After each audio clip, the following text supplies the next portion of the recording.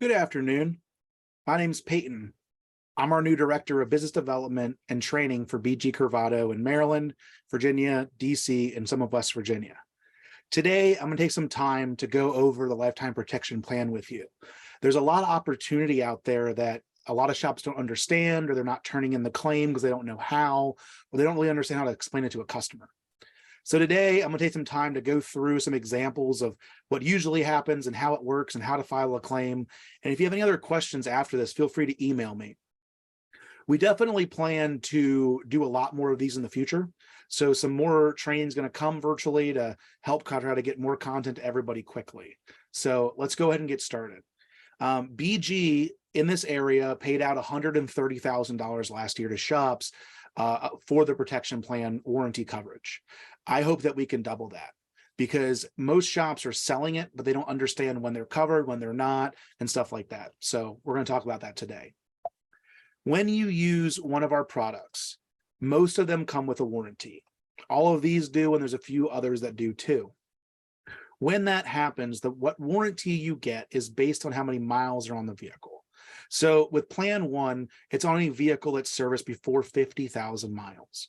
If it's Plan 2, it's any truck that's serviced before 75,000 miles.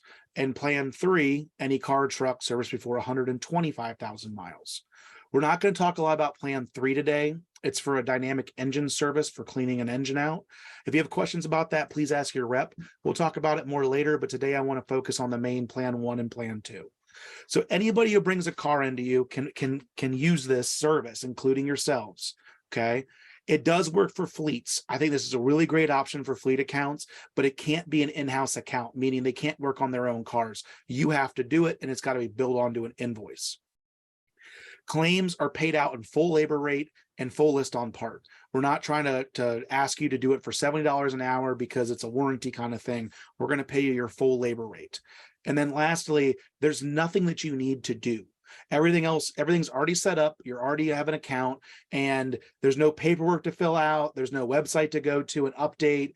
Just as long as the part's on the ticket, you're covered. And when you need to turn a claim in, we can take care of the rest for you. Okay. So let's walk through a couple of examples. This 2017 Jeep comes in and we decide to service the coolant. When you use the service kit, that's what gets you into the warranty plan. Whether they're sold individually or as a kit, when you get the cleaner and the super cool, you get entered into the lifetime protection plan. With that, for every 30,000 miles is what the interval would be to have it covered. What that means is, let's say that the car has 60,000 miles on it and we service it. Over the next 30,000 miles, they would have up to $4,000 coverage if anything goes wrong. And then at those next 30,000 miles, they would have to do another coolant flush to extend it for the next 30. So in a sense, in 60,000 miles, you would do 2. But if you continue to do it, there's never an expiration date. Since this is before 75,000, but after 50, it would fall under Plan 2. So let's say that the radiator starts failing at 82,000 miles. We're going to call and turn in a claim for the labor, for the parts, and then also to do the coolant service again to continue the warranty. The warranty is going to pay out the 911, okay? And then the coolant service is what the customer is going to be responsible for, and that's going to continue it for another 30,000 miles at $2,000 or whatever the coverage was. The $350 and the $560 are what gets paid by the protection plan in this situation. So how do we determine that coolant's bad? How do we know that it actually needs it and we're not just making this up, okay? So I'll make it real simple for you. Coolant turns acidic. It turns acidic like acid, okay? Acid eats things. It makes things go bad. It takes away the additive package, so it starts to lose its freeze protection and deposit control or debris control, okay? So this is the best way for you to test it and explain it to the customer. Everybody understands what acid is and acidic, right? So I like to test and not guess with my customers. Hey, we did a test today. The pH of this coolant was 6, meaning it's acidic. It's past its point of being good. We need to change it, right? It's not me saying it's not pink anymore. I'm actually testing it. These strips, we sell these. There's multiple ones out there. They do pH and glycol freeze protection. So they'll tell you. So you do it every service. When a car has good coolant, trust me, in 2 years of testing the coolant, you'll literally see it go down in the chart because it goes bad, right? Every day it goes bad a little bit. When the coolant gets to this point, it really needs to be replaced, obviously, but this is what happens when the coolant's completely failed because it can't handle it. Now you have rust and you have all these other issues going on. You can use a hydrometer. There's nothing wrong with that. A lot of people still use these.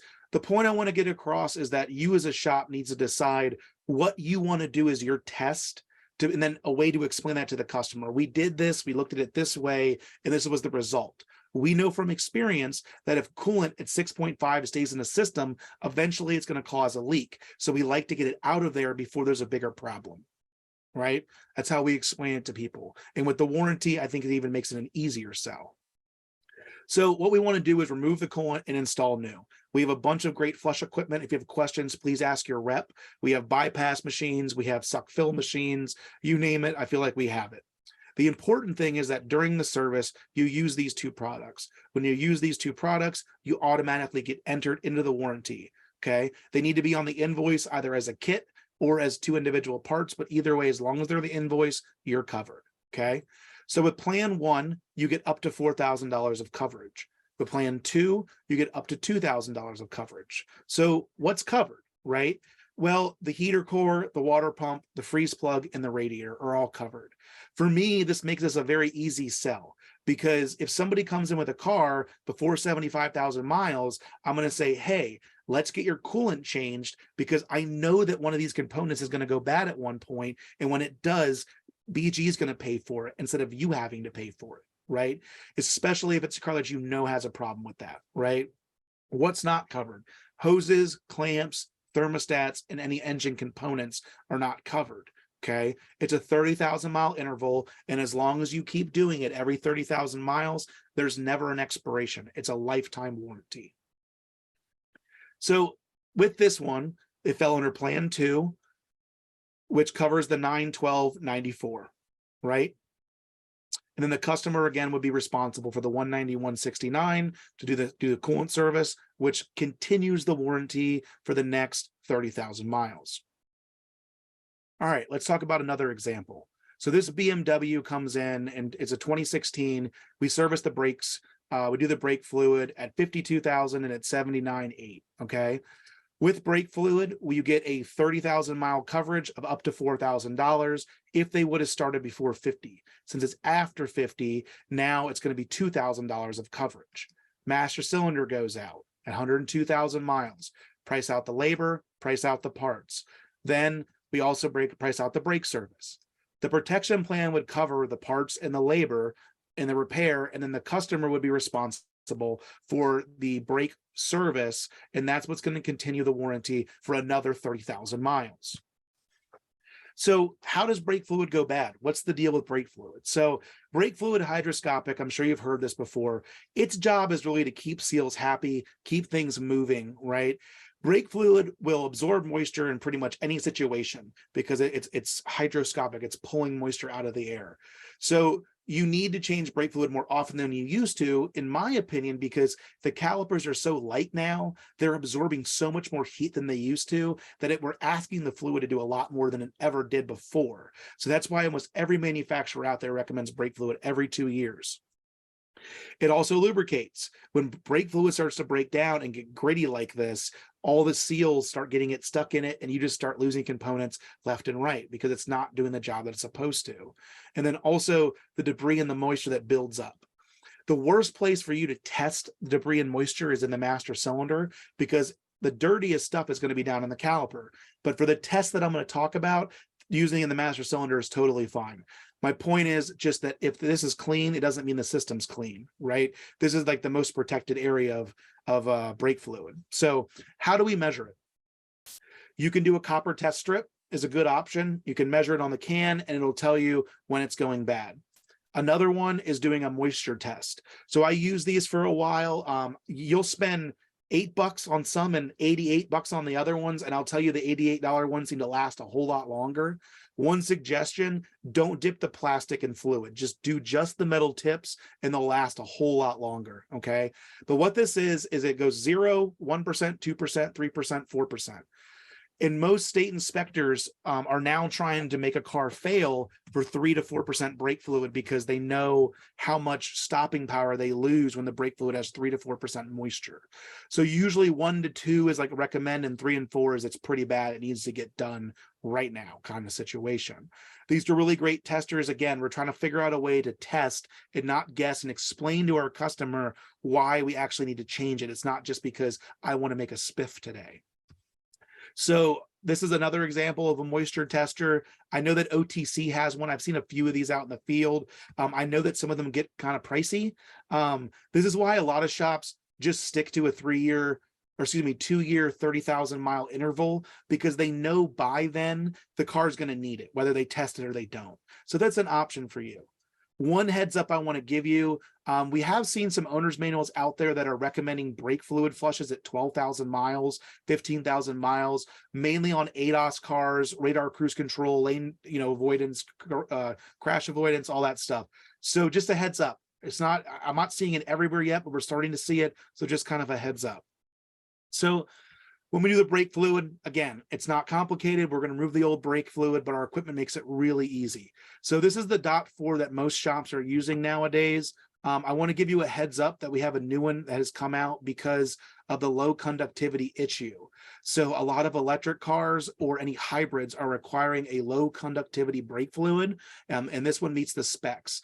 Also, it meets all your specs for race cars. So most people that need race brake fluid are using this. All the new Corvettes, most of the dealerships are using this in them because it meets all those specs. Our machine, if you haven't used it before, is absolutely fantastic. You're going to fill this up. You're going to go down in the first notch to drain the entire master cylinder, and then you're going to go wheel 1, wheel 2, wheel 3, and wheel 4. What you're going to do is hook up to the master cylinder. Yes, it does come with all the adapters. They're fantastic. They don't leak. We have them for pretty much every car out there. And then once that's pressurized, you go to each wheel. There is a vacuum line to suck out the old fluid, so you don't need a pan and you can keep everything clean. And you open it, and it'll suck all the fluid out for you and do the whole service, okay?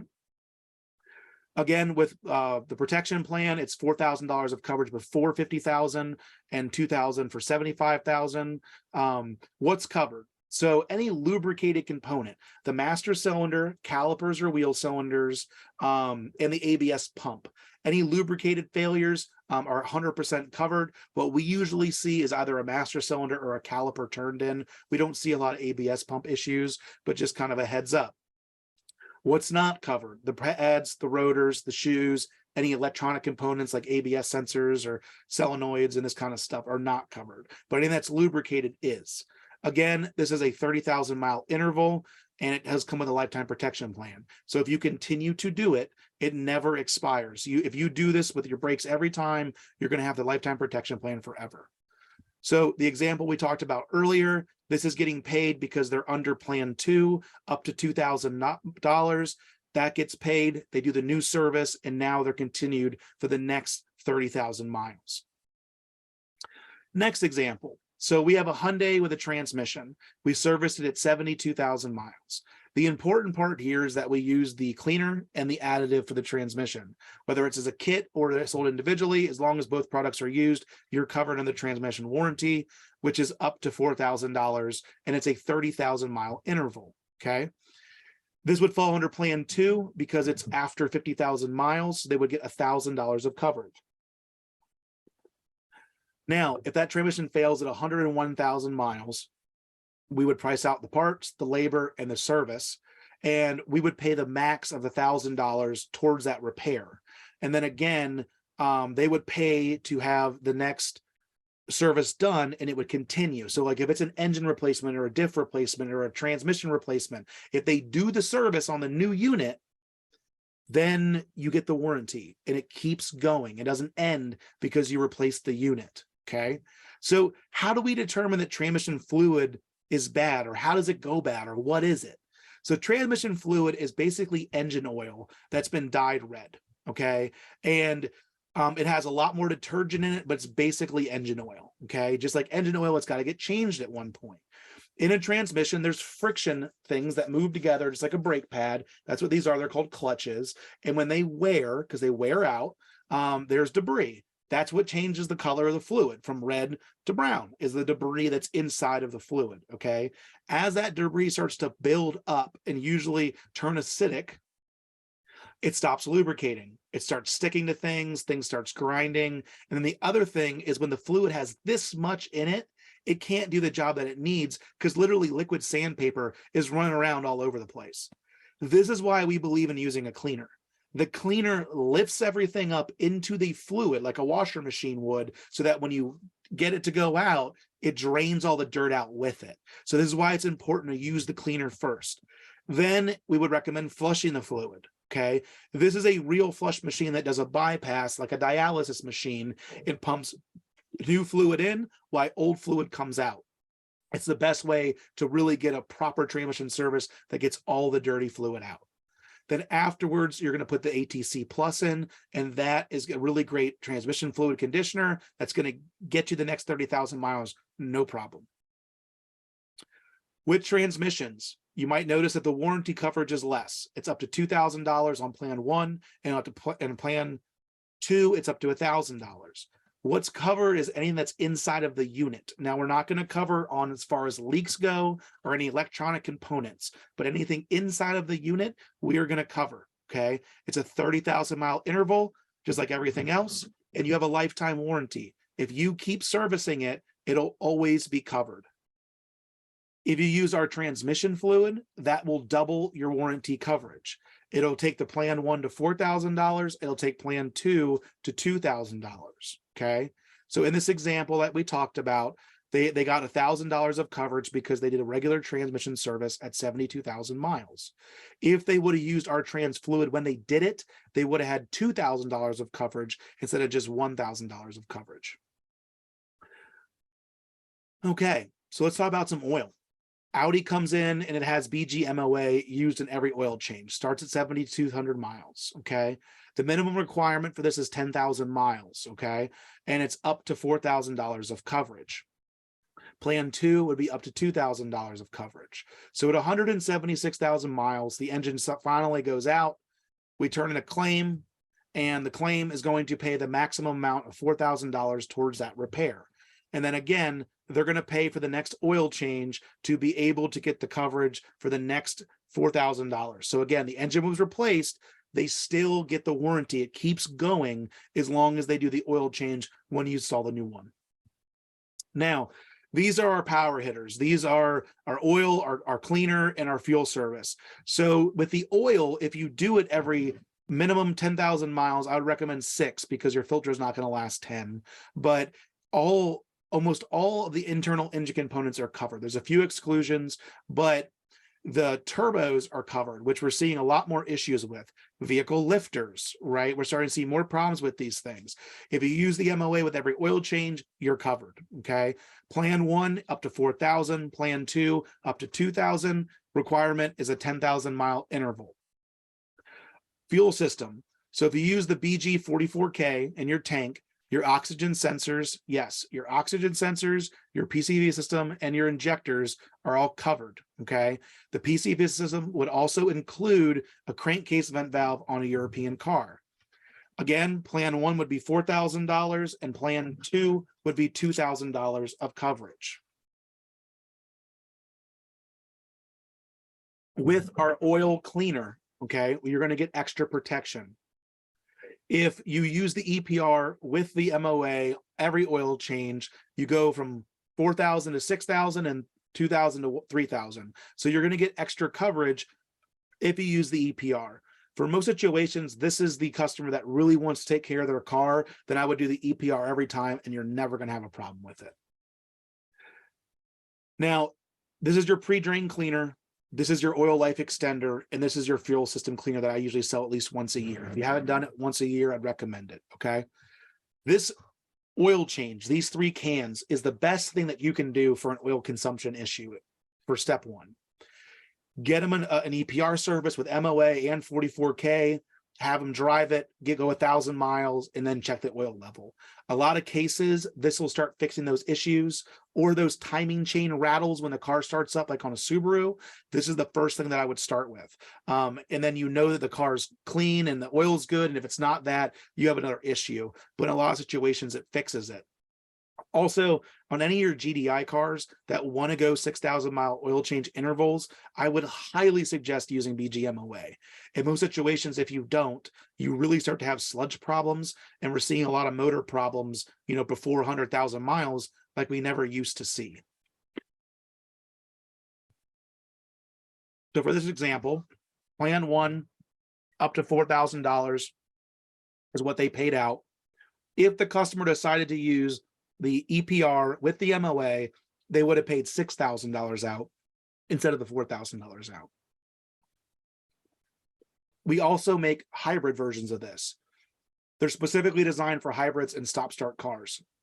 The chemicals are tweaked a little bit for those purposes, but this is a really great option for someone that has a hybrid because it'll help keep their gas mileage up where it needs to be, and they're not going to have a lot of issues with their engine down the road because you're really taking care of it. Power steering. Okay, so everybody has checked the power steering and seen these little black bits. A lot of people don't know what that is. So power steering is an unfiltered system. So when you get these little bits, it runs around the place. The thing is, it's a sealed system. So where did it come from?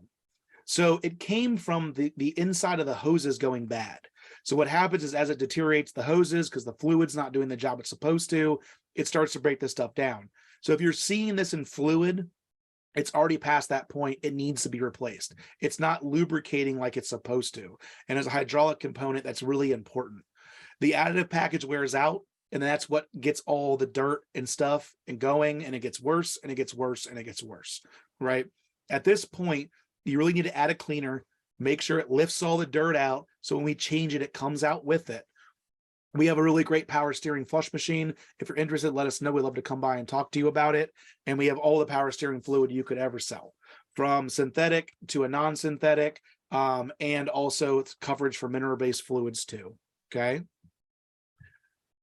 Power steering system, plan 1, up to $4,000, plan 2, up to $2,000. So what's covered? So lubricated things that are inside of the unit. So the steering box, a rack, or a pump are all covered with the protection plan. What's not covered is the hoses, the belts, the brackets, the seals, and any leaking gaskets. The service interval is 30,000 miles. And again, it'll work for the lifetime as long as you continually do it for the 30,000 miles. Next, gear oil. So we see this stuff a lot because gear oil is not what it used to be. Some of these differentials only have half a quart in them, and you're asking that half a quart to do a whole lot of work. So it stops lubricating, it gets too thick, and then also it's an unfiltered system, so the debris really picks up, and then it's just running around causing harm because nobody changes it. Anybody that that tows, snow plowing, boat towing, all that stuff, definitely talk to them about this because I can guarantee you it needs to be done and the fluid's nasty, okay? We have 2 main products that we use for all transfer cases and differentials, manual transmissions. We've got coverage on pretty much everything, even CVTs. So if you have questions, just please let us know. When I talked to a customer about it, a couple points I like to bring up. 1, it's an unfiltered system like we talked about. 2, most cars barely have a quart of oil. They used to be 3 or 4 quarts. Some European differentials have half a quart of fluid in it. So you're asking that fluid to do a whole lot more than we used to. This is easy to get them into warranty. It's just draining a fluid. It's not this really complicated service. So we're draining, filling this fluid, and now that differential is covered. If it goes out, it could be $4,000 for that differential, and now they're covered because they serviced it. Okay, this is one of the biggest missed opportunities in shops because we don't look at it like we used to. Most cars don't have a button for 4-wheel drive anymore. It's just all-wheel drive all the time. And there's more all-wheel drives in the cars on the road than we've ever seen before. But we have to make sure we bring it up with these customers because they don't even understand that there's a fluid that they need to service. When you do this, just like the others, you get a protection plan. Plan 1 is $4,000. Plan 2 is $2,000. So what's covered? Anything in the case, transfer case, the diff case, what's in the case that's lubricated is covered. And that's not The housing, the U-joints, axles, drive shafts, clutches, anything outside of the case is not covered. Again, the interval is 30,000 miles, and you would get a lifetime warranty with that as long as you keep continuing to do the services. Now, fuel services becoming a more popular item. There's not a dealership that I've ever seen in my life that doesn't sell them. There's not, most aftermarket shops sell them too, because it is becoming more of a repair and not just maintenance anymore. So how do you determine that it needs a fuel service? So one, is there a misfire or a check engine light issue going on? If there is, I would definitely sell a fuel service with the repair so that it gets the car back to what it needs to be. Second, is it poor performing, or is it consuming oil, or is it not running as good as it should, or the customer wants better gas mileage? That's a really, really good reason to recommend a fuel service. And then any noticeable carbon buildup. This is becoming a bigger issue than we've ever dealt with before, twice as much with a GDI car. But if you haven't been seeing these, you're going to start seeing them soon. And if you don't have a tool that can really remove it, you're going to be taking intakes off and doing walnut blasting, and it's a whole nother process. So how do you explain this to the customer? I talk about it as a minor tune-up. Everybody remembers doing tune-ups every year, or we replace spark plugs every 10 years now. Well, we do that, but we need to do this every year, every 2 years, whatever you're recommending, to keep the system clean, and that's what keeps their performance back up. And then the spark plugs will last 10 years. If we don't do this, the thing's not going to be running very well, and we're going to have to really do a lot of cleaning by the time we actually get to that point, because the check engine light's going to be on, et cetera, et cetera. It's also a great time to talk to a customer about gas mileage. If they're interested in getting a gas mileage increase, I can guarantee you that this is going to give them a gas mileage increase, and they're going to notice it as they pull it out of the shop. There's not many services that we do that the customers get to feel the car drive better. It's like, oh, I paid for my timing belt. It's a lot of money, but the thing drives the same, right? This is a service that I like to sell first to a new customer, because then they'll notice the car drives better, and they're like, okay, these guys know what they're talking about, right? This is a really good service for that. So we do get a warranty, $4,000 and $2,000 like the others. The oxygen sensors, PCV systems, injectors, throttle bodies, and intake valves are all covered, okay? If you're doing Euro, your crankcase vent valve would be covered because it's part of the PCV system. And again, oxygen sensors are covered too, okay? The interval for this is once a year, every 15,000 miles, and you can get coverage up to $4,000, okay? We also sell a mass airflow sensor spray that's about as complicated as to do, but then you get a warranty with it. So some shops experience a lot of failures. It's a great service to add on with an air filter, and then they get a warranty out of the mass airflow sensor. And again, it will help their gas mileage. So Peyton, this all sounds great. How do I get my money? Okay.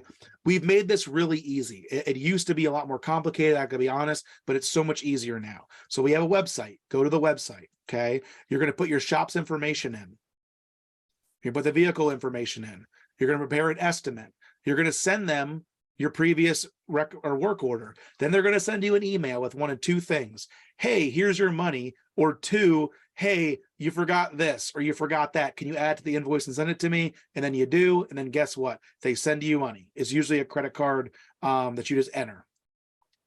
So when you do this, it's going to take about 5 minutes. It's very quick. We're not arguing with you like an aftermarket warranty company. This is very simple. We pay your full labor rate. We're not asking you to have a discounted rate. We also pay full parts list, okay? With this, you win and the customer wins, because now the customer's saving a ton of money. You look like a hero, and you're still getting paid to do the work. Everybody wins, okay? I like to sell the warranty with any repairs to get them to keep going, but also it's a great way to get them into the protection plan. If they have something fail, and it's coolant related, do a coolant service with it, and now it's protected, and you can tell them, hey, if we would have done this sooner, you wouldn't even have to pay for this. I would have gotten it covered, right? Because this isn't made up. This is real, and we're here to help you guys. And this has been around for a while, and I want you guys to understand it, because there's a lot of money out there that you guys could get people covered. So remember to flush with the repair, okay? So let's say a water pump comes in 55,000 miles, and it's 635.27. And then down the road, the radiator fails. If we were to do it with the flush, the customer's now covered. and let's say the difference is roughly $138. I will challenge you. If you don't think that this is a good choice, give the customer both options. Say, look, I have one with the warranty and without the warranty. Most people would choose this because they know they're going to keep the car and they know something else is going to come up. Now the customer just saved almost $900 on a radiator, and then now the warranty still continues, right? So just something to think about. Usually when you give the customer choices, they'll listen to you because they feel like you're actually helping them versus jamming stuff down their face. Like, hey, you need this, you need this, you need this. Now you're giving them choices. You're letting them make the decision. So give that a shot. It'll work and you'll have really good success with it. All right. So as a retention tool, this is a lot of things. It keeps them coming back to you. This is another reason I like selling road hazard insurance, because it's a free repair, it's a free top off your tires, but it doesn't cost me really anything, but a little bit of time, and they keep coming back to me. That's what I want, right? Come back to me. Most of your customers have bought a car, lost their warranty, had it ripped from their hands, and they're like, I want to take care of this thing, but I'm afraid, because they don't know what's coming up.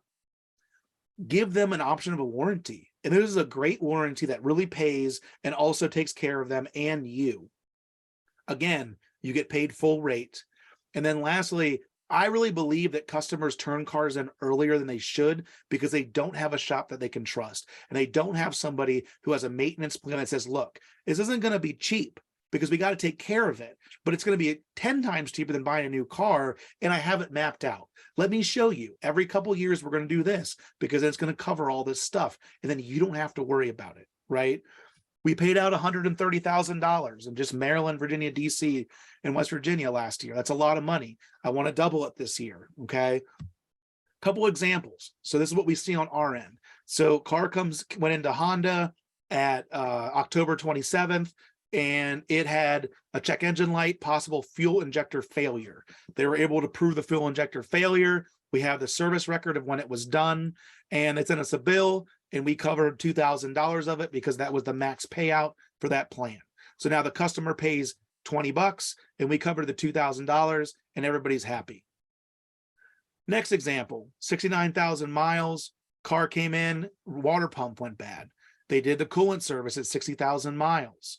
We got the estimate. I think this is on a BMW. It's $1,436.40.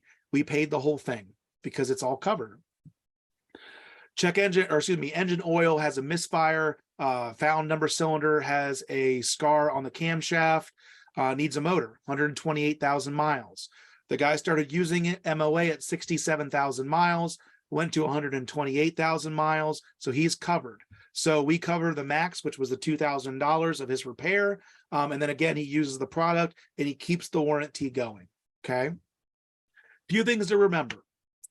You must have the parts and the labor on a ticket to get the warranty. You can't sell someone the part on a ticket and get the warranty. It's got to be a part of the service that was performed at that facility. You must list the kit number or the part number on the ticket to be able to get the warranty. That's all that you need. Okay. You must call it in before you do the work. Okay. You got to call them in and let them know first. And then the other piece of advice I'll give you is the first call you should do is to your rep. They are there to do nothing but help you in the situation. And if you're nervous about what to say or how to type it up or whatever, ask them, or you can always ask me. That we want this to be very simple for you to do. Okay. So any of these products that you use, again, comes with some kind of warranty. If you have questions, feel free to reach out to me via email. You can call me, you can text me. We can get you anything that you need to help understand this, including more training. Please follow us on Facebook because we're going to be doing a lot more stuff. And then also I'll be reaching out to you via email too. Thank you so much for your time today. If you have any questions, feel free to reach out to me or ask your rep. I hope you have a great day and we'll see you next time.